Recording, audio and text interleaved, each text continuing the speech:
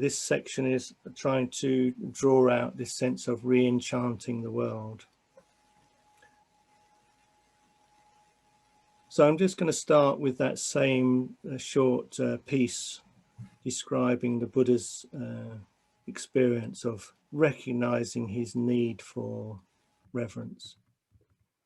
So I've heard on that one occasion when the Blessed One was newly self-awakened, he was staying at Uruvela on the bank of the Naranjar River at the foot of the goat herd's banyan tree. And then, whilst he was alone in seclusion, this line of thinking arose in his awareness. One suffers if dwelling without reverence or deference. And as I said earlier, the text continues with a list of people that he was considering whether many human beings, whether he could revere them. But he came to the conclusion that, he says, what if I were to dwell in dependence on this very Dharma to which I have fully awakened, honoring and respecting it? So even the Buddha needs this aspect of reverence in their lives. And this seems to be a really important element here. As human beings, even as Buddhas, we need something to feel in reverence or deference to. Without that, we suffer. We suffer because we've isolated ourselves, enclosed ourselves in a self-referential prison that holds us out from a source of great nourishment and affirmation. We may have boxed ourselves in because of the things I've spoken about and become distrustful of opening ourselves out to anyone or anything. We may be convinced that we have to sort this life out on our own, or at the most alongside others who completely agree with us. And this may lead us to becoming rather cut off from anything that we might sense as other or even sacred. And how tragic that is.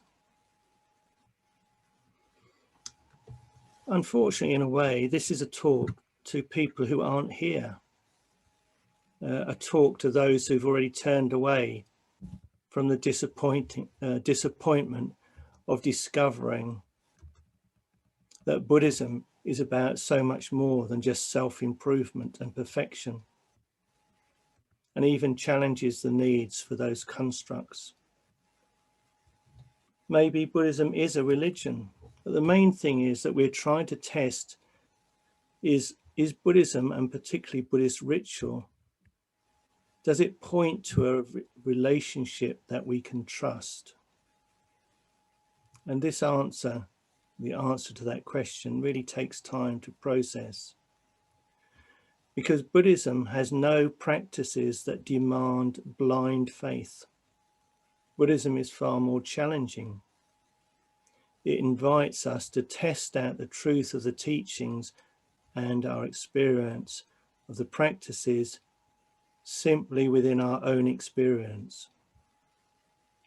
And this is why I'm really keen to offer you this course, so we can test the nature of ritual together and come to know or relearn that the world is multidimensional, animated and communicating with us, quietly waving and waiting to be known by us, calling us, encouraging us into our own unique yet interwoven life and our potential as human beings. So I just want to reiterate again, this is very much based on my personal experience and not something explicitly stated in the teachings of the Buddha. These discussions around ritual. But however, my sense is that this might be because the Buddha lived in such a very different culture to our own. There was no such need for a course on ritual, a course on being connected and living in an enchanted world. Because just like the fish naturally inhabits a water world, I imagine the Buddha swam in an enchanted environment. It was so obvious it needed no pointing out, no pointing towards. However, what I'm saying here is, I would say, is very much in accord with the underlying premise, very much in accord with the Dharma. This is a verse from the Dhammapada, which is a collection of teachings in verse form from the words of the Buddha. What we are today comes from our thoughts of yesterday, and our present thoughts build our life of tomorrow. Our life is the creation of our mind. So in these words of the Buddha, they're telling us how we perceive and relate to our world, both inner and outer, corresponds to the views that we carry within our mind. And I think this is particularly helpful to notice when we're exploring the path of ritual, because our views will be influencing our heart response and our capacity for reverence. Our views will either support or undermine our capacity to make this shift from literalism into a more poetic engagement with our experience, which relies on the eye of the heart. So in the course that we're starting, we will be going right back to the raw elements of ritual. And we're going to be particularly emphasizing direct felt experience and heart response as we engage in various exercises, discussions, and personal reflections. So tonight, obviously, we're one step back from the process. So I'm using this really to help, try to set the scene really for the course. But I'm here in this part of the talk, I'm trying to evoke or describe the enchanted world. So this is by David White. Your great mistake is to act the drama as if you were alone. To feel abandoned is to deny the intimacy of your surroundings. Surely, even you at times have felt the grand array, the swelling presence and the chorus crowding out your solo voice. You must note the way that the soap dish enables you, or the window latch grants you freedom. Alertness is the hidden discipline of familiarity. The stairs are mentors of things to come. The doors have always been there to frighten you and invite you. And the tiny speaker in the phone is your dream ladder to divinity. So put down the weight of your aloneness and ease into the conversation. The kettle is singing even as it pours you a drink. The cooking pots have left their arrogant aloofness and seen the good in you at last. All the birds and the creatures of the world are unutterably themselves. Everything is waiting for you.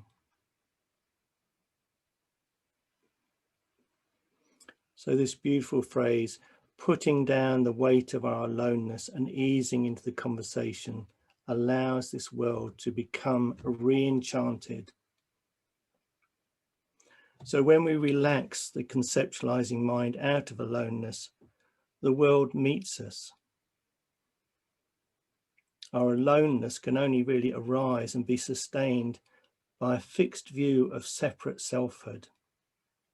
When we soften the view, we discover a felt experience of being in and of the world.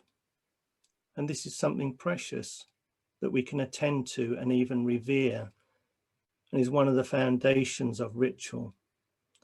Not least because ritual depends on us being open to experiences which may be greater than our self-view can identify or place within a conceptual frame.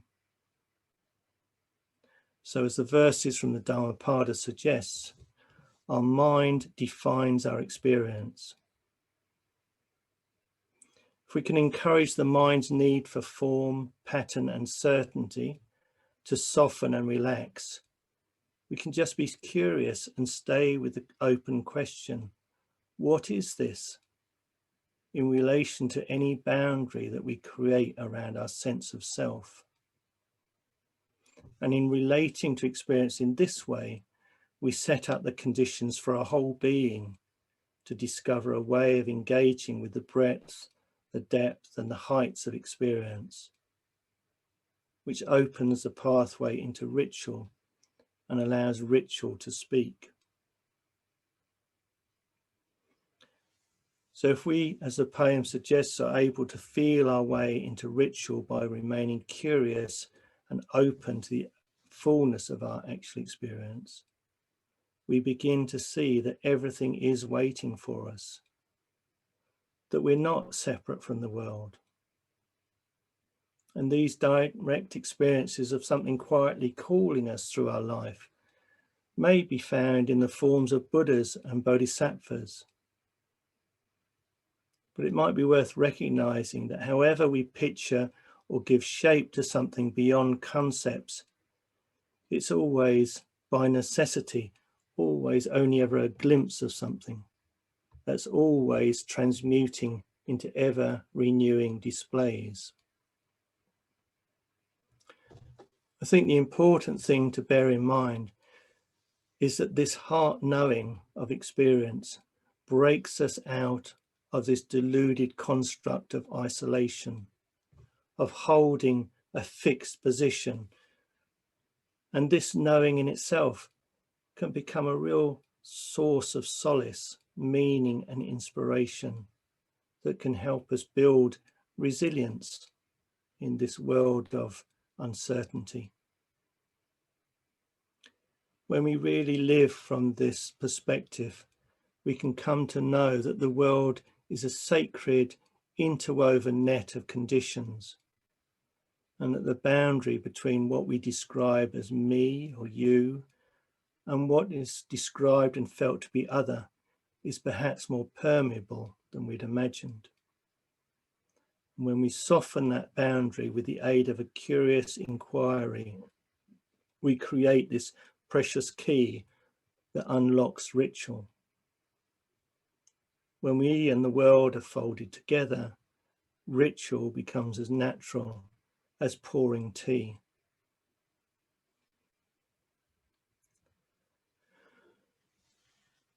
So I'm referring to the fluid boundaries that create this enchanted world, because ritual is empowered by this flexibility of perception.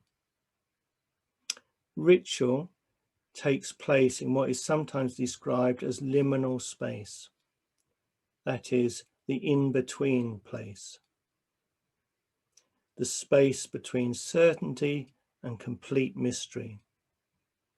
And it's not a territory that everyone enters willingly, and equally, no one can force their way into this sacred realm. We simply create the conditions for the door to open into the sacred. And this is the technology of ritual that we're going to be exploring on the course. So the Romantic poet John Keats talked about this capacity to enter this in-between territory as negative capability, the capacity to rest in unknowing and allowing meaning to emerge, to allow life to unfold. And I think this capability may be even more vital now as we live in the midst of such challenging conditions. Pandemics, climate change, rapid changes in the structures of our work and commerce are leading us ever deeper into new and unknown territory. And paradoxically, in the midst of this mass of challenging conditions, changing conditions, we're living in the midst of an information age, which gives us the illusion that everything is knowable. So we now have access to endless facts and explanations about this apparently solid and real world. And yet it seems ever harder to find out what is merely conjecture and what is factually correct. So we can inform ourselves about so much, and yet this sheer astonishment or bafflement of being here in this life can't really be grasped by a Google search. So we can research, discuss, gather information about sugar for all our life. But it's only by tasting it and feeling its effect in our body that we really meet sugar. And the enchanted world is no different. We actually have to stand in and with the world. We actually have to sit with a sacred image to really taste that it is alive and always revealing meaning beyond words. And we are here, miraculously alive. And because of that, if we choose, we can engage and enter into this sacred realm beyond words. The living moss, the smooth pebbled stream, the phrase of a poem, the cry of a child, a dreadful image of war, a rusted hinge, a particular cloud shape arising and passing, a car without identity broadcasting a particular song on the radio, the mishearing of a phrase that leads to a painful dispute. All of these things are offering us the gift of wonder and this sense of significance in every moment. For myself, I'm really concerned that this flood of information soaking into our lives can really distract and numb and even insulate us from these hidden pockets of meaning in the apparently ordinary places of our life. My sense is this world is woven through with freely given and yet often unnoticed gifts and blessings. We inhabit an enchanted ritual space that transforms the banal and the ordinary into significant meetings with meaning and wonder. If we simply drop our fixed views, if we open our heart, mind, and stay with the pertinent question,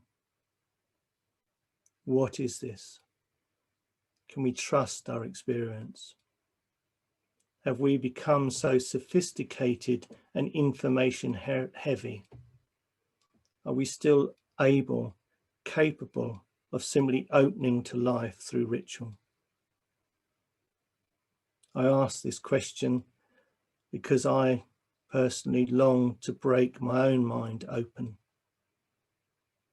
and all our almond hearts.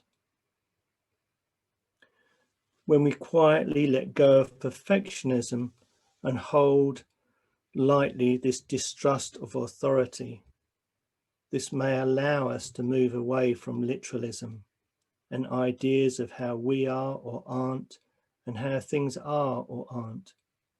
We find ourselves living on the edge of the unknown in an enchanted world of multiple meaning.